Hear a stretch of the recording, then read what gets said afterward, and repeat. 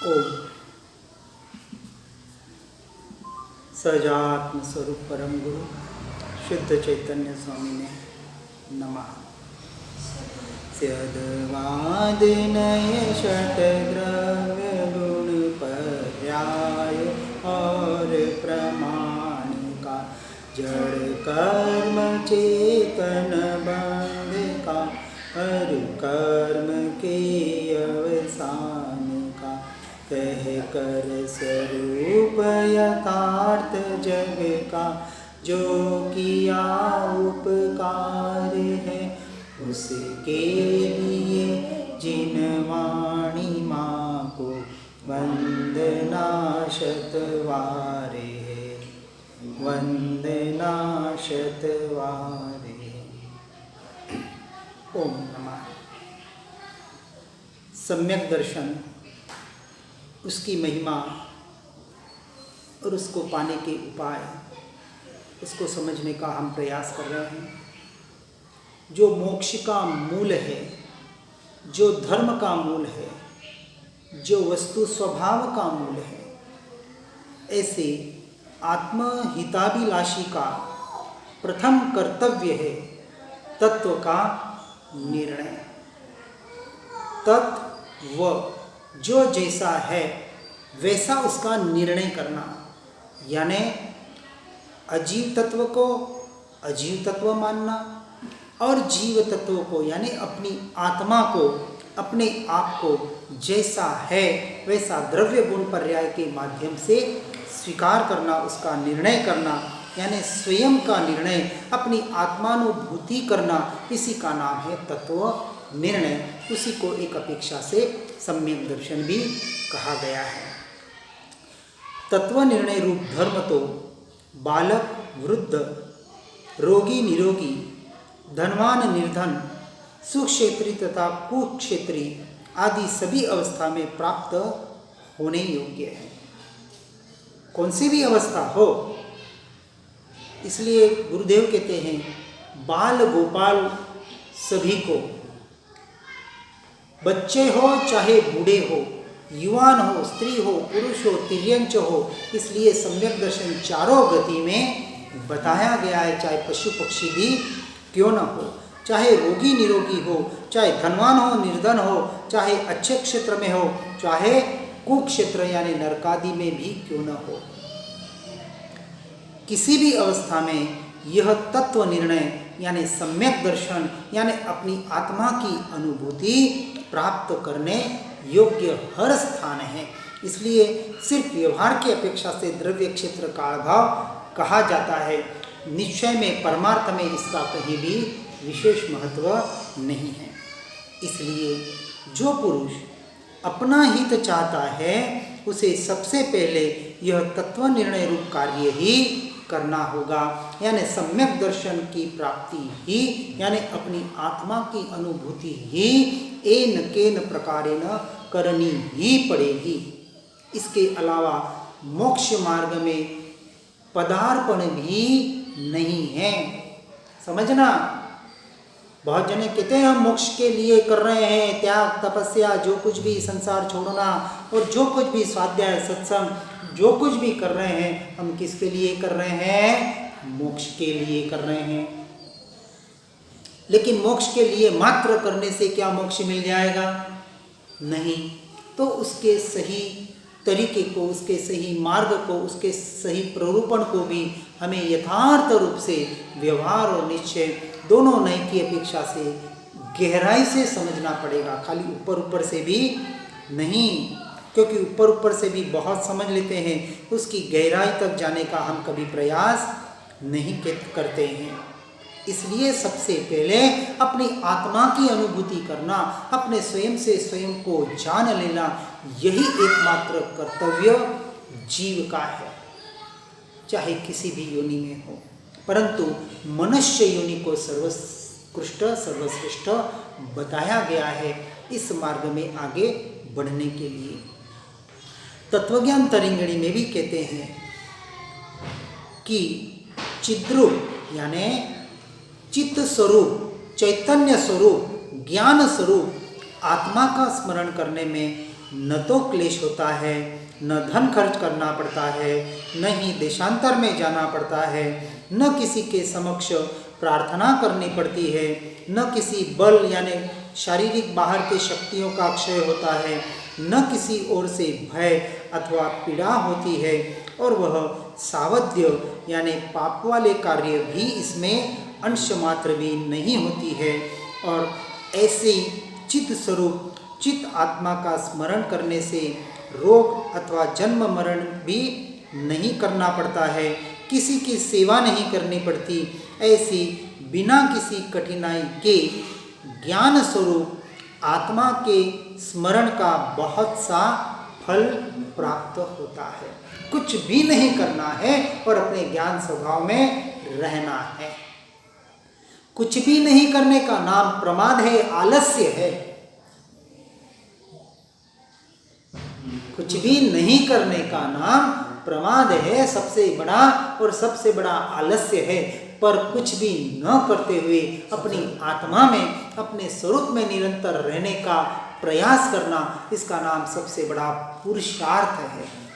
सबसे कठिन, जो सबसे सहज है, सरल है, सर्वत्र इसकी प्राप्ति है, परंतु सबसे कठिन समझ हो गया है नहीं, हो गया है। क्योंकि अनादि का संस्कार कैसे है? उल्टा और उल्टा विपरीत है, अज्ञान दशा का संस्कार है, इसलिए वह बहुत कठिन लगता है। इतना कठिन है नहीं। यदि कठिन होता तो ज्ञानी पुरुषों के वचन झूठे हो जाते कि सहज है और सरल है। इसकी समझ महाकठिन है और इसके अनुरूप अपने जीवन को परिणमित करना, उस दृष्टि को, उस दृष्टि की दिशा को बदलना महाकठिन हम जीवों ने ही बना रखा है। इसलिए यहाँ इस मार्ग में तो बता रहे हैं कुछ भी कठिनाई नहीं है। क्या क्या कठिनाई नहीं है फिर से देखते हैं। न तो किसी प्रकार का क्लेश है, न कोई आकुलता व्याकुलता है, न किसी प्रकार का धन खर्च करना पड़ता है। अरे आज बाहर के धर्म करने के लिए तो पैसे खर्च करने पड़ते हैं।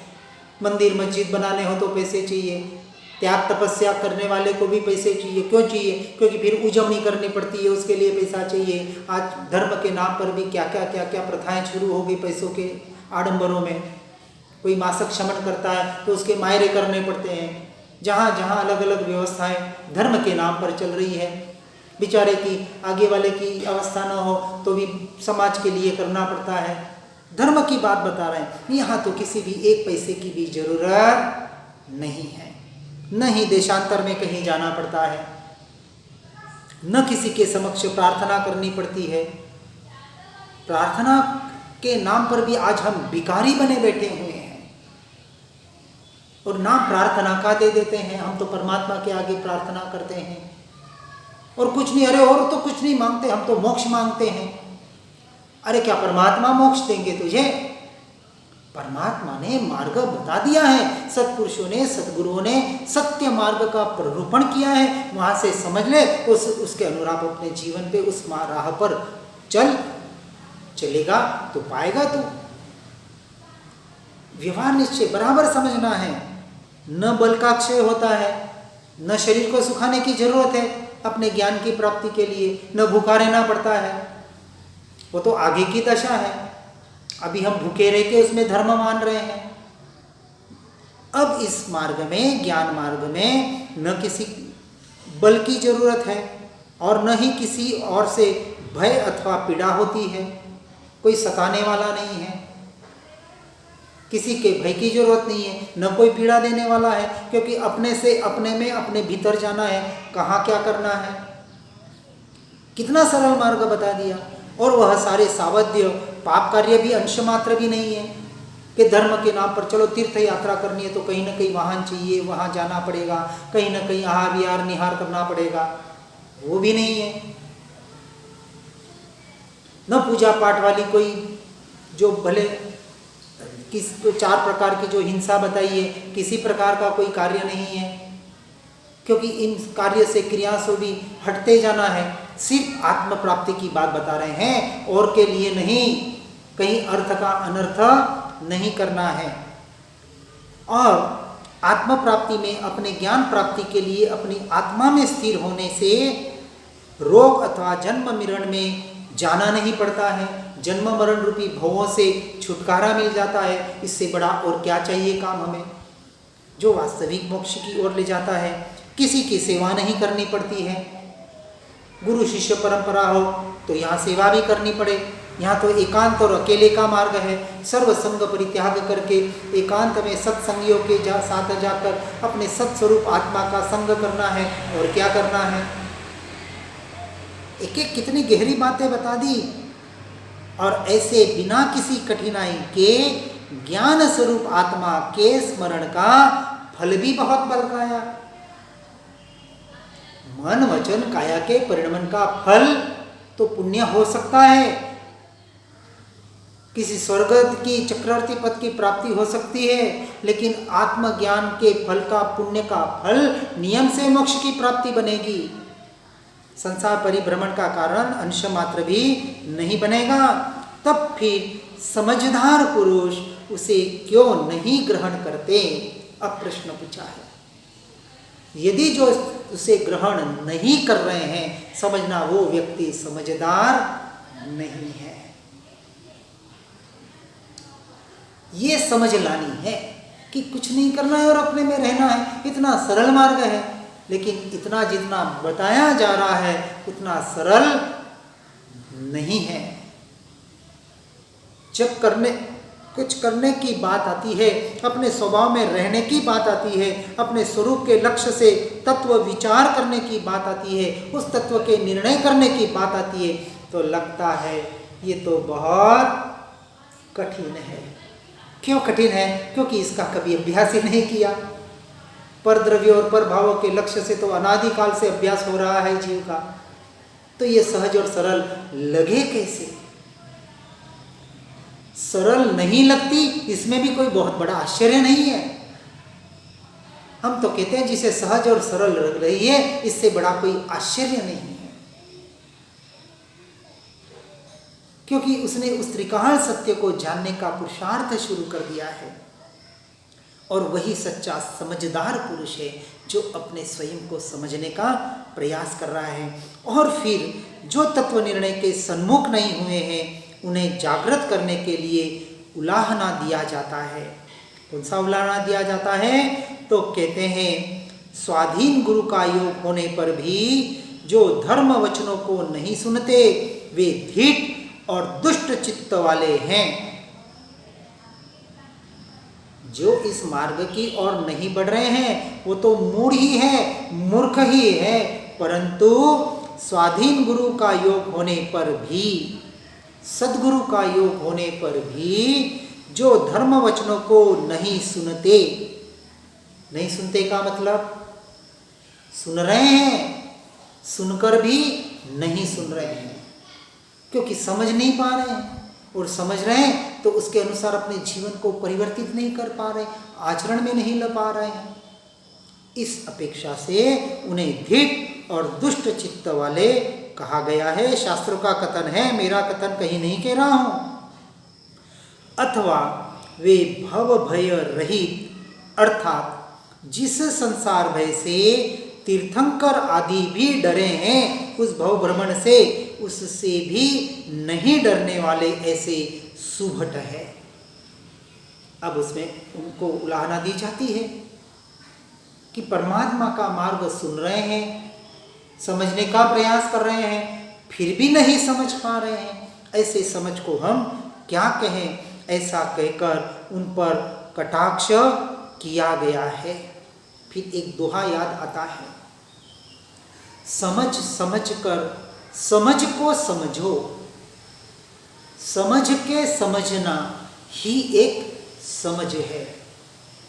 समझ के समझना ही एक समझ है। समझ समझ कर भी जो ना समझे, मेरी समझ में वो ना समझे है।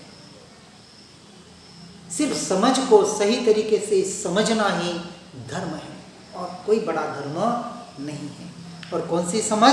अपने स्वयं के अस्तित्व की समझ, अपने होने पने का एहसास मात्र, इतनी ही समझ करनी है। और इसके लिए कोई बड़े शास्त्र पढ़ने की जरूरत नहीं है। हमें तो शास्त्रों का अभ्यास नहीं, कोई हम कैसे पढ़ नहीं सकते, सुन नहीं सकते, समझ, अरे भाई समझना है और सत्य समझना है तो करो सत्य पुरुषार्थ। सत्य सत्पुरुषों को समझो, उनके वाणी को समझ लो और अपना सत्य पुरुषार्थ कर लो। काम इतना ही करना है। इसलिए कहते हैं ऐसे समझ की, आज हमारी समझ ही इतनी उल्टी हो चुकी है।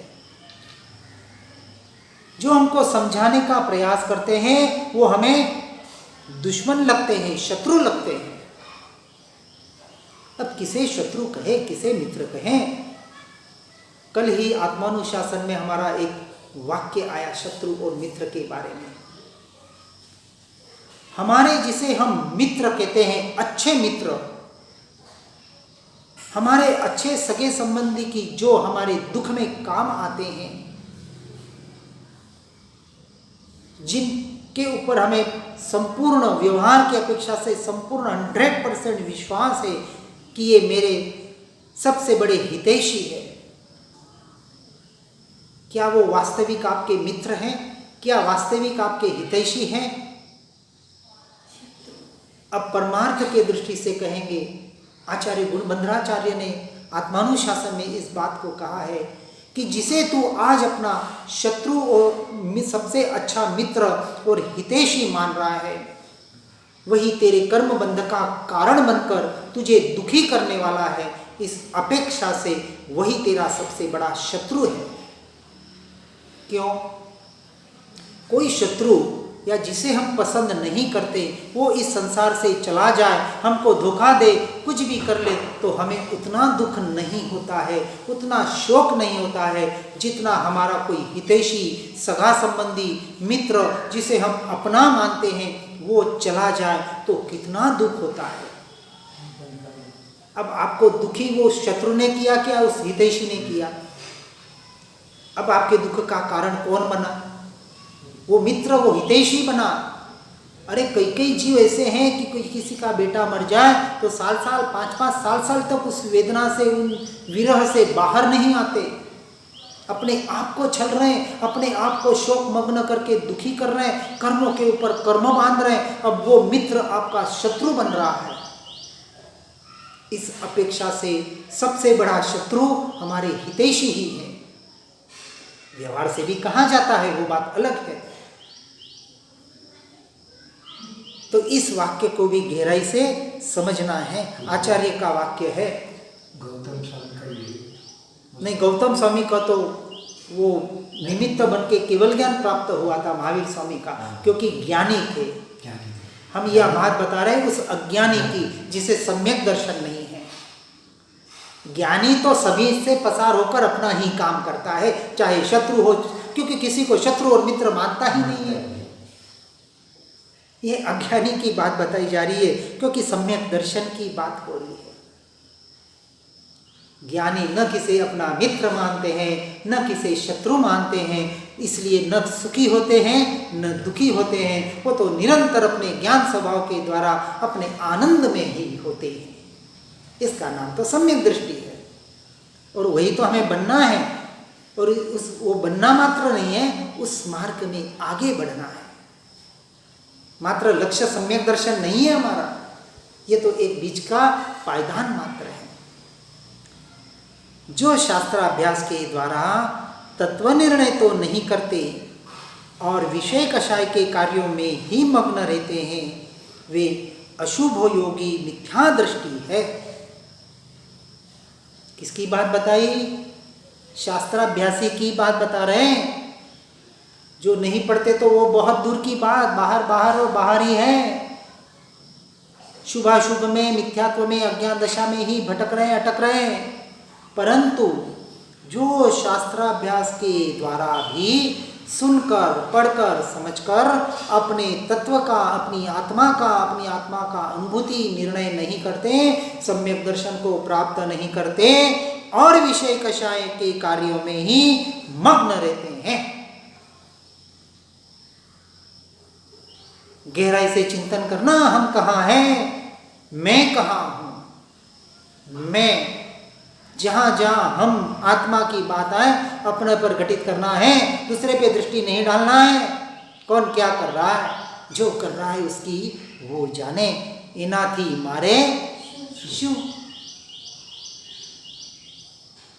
इससे मुझे क्या, कौन सम्यक दृष्टि है या नहीं है, किसी ने पाया न पाया, मुझे क्या, उससे मैं थोड़ी पालूंगा।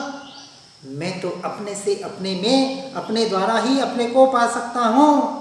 इसलिए शास्त्राभ्यास के द्वारा यदि तत्व निर्णय नहीं किया जा रहा है, हम पढ़ रहे हैं, सुन रहे हैं और तत्व का निर्णय नहीं कर पा रहे हैं, तो और बाहर के विषय कषायों के कार्यों में मग्न है, ऐसे जीवों को गहराई से सोचने की बात करनी है। यहाँ बता रहे हैं गहराई से सोचना, विचार करना कि तत्व का निर्णय करना है, तो आचार्य कुंद देवादि श्रीमद जी ज्ञानी पुरुषों ने स्पष्ट कहा है, पहले एक बार 6 महीने के लिए कम से कम तू सर्वसंग परित्याग करके एकमात्र अपनी आत्मा का निर्णय कर ले, उस तत्व का निर्णय कर ले, उस आत्मा का अनुभव कर ले, उसके बाद चाहे जो तुझे करना हो वो कर लेना, लेकिन सच्चा पुरुषार्थ करके, टाइम पास करने के लिए नहीं। जिसको रुचि हो, जिसको बिस्तर से झंकना हो, वो अब घर में क्यों रहे, कैसे रहे। कहने के बाद भी घर तो हमारे से छूटता नहीं है। क्यों नहीं छूट पाता है, विचार करें। इतने सुन के समझने के बाद, ऐसा तत्व मिलने के बाद हम क्यों इन विषय कषायों के कार्यों में मग्न रह रहे हैं। किसी के मौत मरकत में, शादी विवाह में नहीं जाएंगे तो क्या हो जाएगा, वो हमारी मौत में नहीं आएगा, इतना ही ना। आप रहेंगे वहाँ, कौन मेरी मौत में आया, कौन मेरे दाग में आया। अरे 5000 आ जाए तो स्वर्ग में नहीं चला जाएगा, और 5 जने मौत उस दाग को पहुंचा दे। कोरोना में और क्या हो रहा था, क्या बता रहा है आपको कोरोना। सीखो उस कोरोना से। ये बाहर की आपदाएं आपको जागृत करने के लिए आती है। आज कल रात को ही मैंने कुछ देखते देखते आ गया था देखने में कि चीन में तबाही हो रही है। मुझे पता नहीं, क्योंकि और तो टीवी न्यूज़ तो कुछ देखते नहीं, लेकिन यूट्यूब देखते देखते कहीं वो समाचार आ जाते हैं। आज पूरा उत्तर पूर्व जो भी चीन पूरा तबाह हो रहा है, बिल्डिंग की बिल्डिंग, बड़े के बड़े बड़े सारा ध्वस्त हो रहा है। जब नेपाल का भूकंप आया था ना, तब हमने एक कोटेशन लिखा था, जो हमारे चैतन्य प्रकाश पुस्तिका में हमने दिया था उस वक्त। आज ये तबाही क्या बता रही है, ये कोरोना क्या कह रहा है। अरे सब कुछ नश्वर है, सब नष्ट होने वाला है। ये 50-50 वाले की बिल्डिंग ही देखो, इस पानी के प्रवाह में कैसे धराशायी हो रही है। एक क्षण में वो भूकंप आ गया और सब कुछ खत्म। फिर भी हम जाग नहीं पा रहे हैं। वो प्रत्यक्ष घटना ऐसे नहीं घटित हो रही कि ये हमारे साथ भी हो सकता है। इन बाहर के दृश्यों से सुन के समझ के भी हम सीख नहीं ले पाते हैं, और फिर भी उन विषय और कषायों में, उस संसार में, और गृहस्थियों में, उन पर परिवादों में, उन पर के परंपराओं में नहीं जाएंगे तो क्या कहेंगे, लोग क्या कहेंगे। इस लोक संज्ञा और ओग संज्ञा में ही अटके हुए हैं। कब छूटेंगे, निर्णय करना पड़ेगा। कोई कराने वाला नहीं है। तारे बंधने बंधन छे, किसी ने बांध नहीं रखा है। हमारी मान्यताओं ने ही हमें बांध रखा है इस संसार में। हमारा ही मकड़ी जाल बुना हुआ, और उस मकड़ी जाल में हम स्वयं ही फंसे हुए हैं। अब इतना सुनकर समझ के भी निकालने का प्रयास न करें तो ऐसे कोई यहाँ ज्ञानी पुरुष मुड़ के रहे, स्पष्ट कह रहे, क्योंकि ऐसा ही कहना पड़ता है। क्या करें, नहीं सुन पाता है, समझ पाता है, तो उसे ऐसी तीव्र भाषाओं में, कठिन भाषाओं में भी कभी कभी कहना पड़ता है। ऐसे ज्ञानियों के, पुरुषों के वचन सुनकर भी जीव नहीं जागता है। ऐसे सुलभ, सहज, सरल मार्ग को, उस द्रव्य दृष्टि की महिमा को समझकर अपने जीवन में जिस अविरत सम्यक दृष्टि की ओर हमें प्रयाण करना है, जो श्रावक का प्रथम कर्तव्य है, वहाँ तक भी जीव नहीं पहुँच पाता है, तो और कब पहुँचेगा? अब ये सबसे बड़ा आश्चर्य है कि इतना करके भी, शास्त्राभ्यास के द्वारा भी जो अपने तत्व का निर्णय नहीं करता और विषय कषायों के कार्यों में ही मग्न रहते हैं, वे अशुभ योगी मिथ्या दृष्टि ही जानना तथा, अब ये किसकी बात बताई?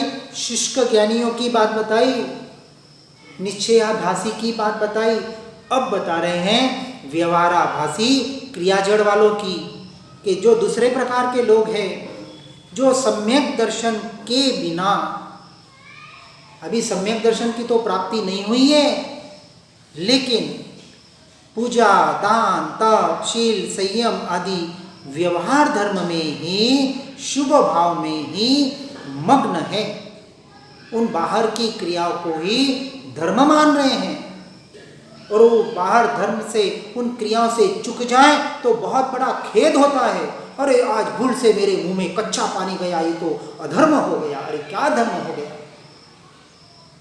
भूल से गया, मिच्छामी दुक्कडम कर ले बस।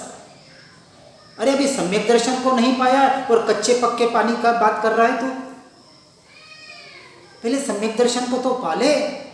हम व्यवहार का निषेध नहीं कर रहे हैं, आग्रह नहीं होना चाहिए व्यवहार का जब तक सम्यक दर्शन नहीं है।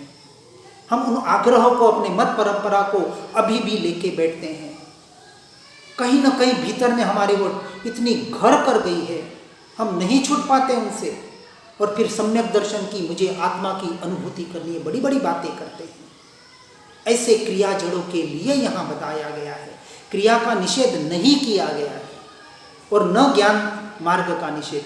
शुष्क ज्ञानी कैसा है कि जो शास्त्राभ्यास कर रहा है, आत्मा की बातें कर रहा है, परंतु आत्मा का निर्णय नहीं कर पा रहा है, और मात्र क्रिया क्रिया क्रिया में ही धर्म मान रहा है।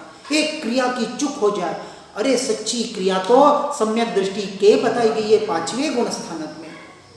सचित अचित का त्याग 5वें गुण स्थानक में 5वीं प्रतिमा में होता है। आज नहीं है उसका त्याग, हमने आज ही उसका त्याग मान लिया और उसको धर्म मान रहे हैं। कहाँ कहाँ भटकना हो रहा है, जीव को समझना है, वापस सही दृष्टि से समझना है। किस अपेक्षा से कहा जा रहा है? पहले सम्यक दर्शन की प्राप्ति करो, उसकी महिमा आनी चाहिए, आत्मा की महिमा, और आत्मा के लिए सब कुछ छोड़ना पड़े तो भी तैयारी होनी चाहिए। सब कुछ का मतलब ये शुभ क्रियाएं भी, छोड़ने की बात नहीं बता रहा हूं, करते हुए यदि आत्मा में आप रह रहे हैं तो कहते हैं सोने पे सुहागा, क्योंकि बाहर की क्रियाएं जितनी गहराई में होगी पर आत्मा के लक्ष्य से होगी तो आपको मोक्ष मार्ग में साधन रूप बहुत तीव्रता से आपको आगे बढ़ाएगी। फिर हम तो कहते हैं अब परीक्षाओं को भी सहन करो, देहाभ्यास छोड़ने का पूरा अभ्यास करो। जितने कष्ट, जितने परीक्षा आप सहन करेंगे, आप अपनी आत्मा में आपको भेदज्ञान करने का बल मिलेगा। हम व्यवहार का अंश मात्र भी निषेध नहीं कर रहे हैं, लेकिन क्रिया जड़ मत बन जाना, उसमें खेद करके अपने आप को दुखी मत कर लेना। खेद करना, अपने आप को दुखी करना अपनी कषाय है, अपनी आत्मा की हिंसा है, स्वयं की हिंसा है। इसलिए जो सम्यक दर्शन के बिना पूजा, दान, तप, शील, संयम आदि व्यवहार धर्म में शुभ भाव में मग्न है, वे शुभोपयोगी भी मिथ्या दृष्टि है। अब आचार्य कल्प पंडित टोडरमल जी ने तो इन दोनों को भी धर्म मानने वाले उभयाभासी को भी मिथ्या दृष्टि कहा है। इसलिए मोक्ष मार्ग प्रकाशक को भी एक बार गहराई से हमें पढ़ना होगा। हमने अपने ग्रुप में अभी तक 8 दिन पहले तक इसको भेजने का प्रयास किया था, और उसको गहराई से जिसे समझना है, आज बहुत से पंडित और ऐसे विद्वान समझाने वाले हैं, उनके पास से समझने का प्रयास कर सकते हैं। हम कोई विद्वान और पंडित नहीं हैं। प्रैक्टिकल प्रायोगिक लब्धि के द्वारा जो प्राप्त किया है, कर रहे हैं, करने का पुरुषार्थ कर रहे हैं। हम भी आप जैसे ही एक साधक है, मोक्ष मार्ग के मुमुक्षु है, आत्मार्थी है, आपके श्रेणी के ही है। हम कोई बहुत बड़े श्रेणी के अपने आप को नहीं मानते हैं। जो शास्त्रों में कथन जैसा कहा है वैसा हम कहने का मात्र एक अल्प प्रयास कर रहे हैं, जितना जाना है, जितना समझा है और जो प्रयोगों के आधार पर कर रहे हैं। अपनी दृष्टि को एकमात्र द्रव्य दृष्टि बनाने का पुरुषार्थ करना, यही एकमात्र सम्यक दर्शन की प्राप्ति का मार्ग है। हर चीज इस मार्ग में आगे बढ़ते हुए अपने उपयोग को पर द्रव्यों से यानी पर भावों से यानी अशुभ भावों से तो हटाना ही है, लेकिन शुभ भाव और शुभ क्रियाओं से और शुद्ध क्रिया से भी हटते हटते एकमात्र अपने उपयोग में ज्ञान स्वभाव में निरंतर स्थित करने का पुरुषार्थ करना है। हर जीव इसी प्रयास में आगे बढ़े और सम्यक दर्शन को प्राप्त करके वहाँ न रुकते हुए केवल ज्ञान और केवल ज्ञान से मोक्ष की ओर प्रयाण करे। इसी भावना के साथ जिनाज्ञा विरुद्ध कुछ भी कहने में आया हो तत्समिच्छामि दुक्कडम। ओम नमः। जिन वाणी के ज्ञान से हो सम्यक श्रद्धा, हो चारित्र महान कुल, पाऊं पद निर्वाण। ज्ञान वाणी के ज्ञान से सूझे लोकालोक,